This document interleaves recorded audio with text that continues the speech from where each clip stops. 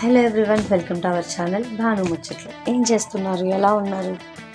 నాకైతే టాపిక్ ఏం దొరకట్లేదు, కానీ ఏదో ఒకటి మాట్లాడాలి, ఏదో ఒకటి వీడియో చేయాలి కదా అని చెప్పి స్టార్ట్ చేసేస్తున్నాను.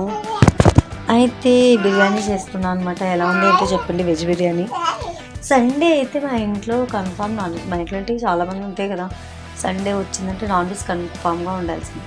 వీక్లీ 4-5 డేస్ మా ఇంట్లో నాన్ వెజ్ ఉంటుంది, అయినా కన్ఫామ్గా సండే ఉండాలి. పైగా సండే స్పెషల్ ఏంటంటే బిర్యానీ కన్ఫామ్గా చేయాలి.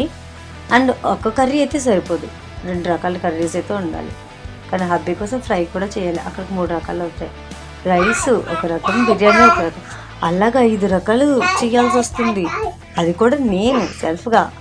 ఎప్పుడైనా తను వెజిటేబుల్స్ కట్ చేయడంలో హెల్ప్ చేస్తుంటాడు, పర్వాలేదు. కానీ అన్నీ నాకు ఓన్గా నేనే చేసేస్తున్నాను తెలుసు.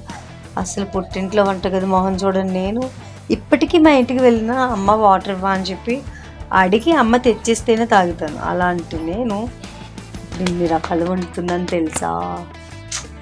ప్రౌడ్గా ఫీల్ అవుతున్నాను, కానీ సండే వస్తే భయం వేస్తుంది. అవన్నీ వండాక ఇన్ని సామాన్లు పోగొడతాయి చూడండి. అవన్నీ తోముకోవాలంటే వాళ్ళ ప్రాణం తోకకొస్తుంది. అదే నాకు అర్థం కావట్లేదు.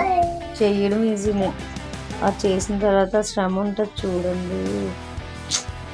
నా వల్ల కావట్లేదు. అలా అని వండుకోవడం తినడం మానేస్తామా?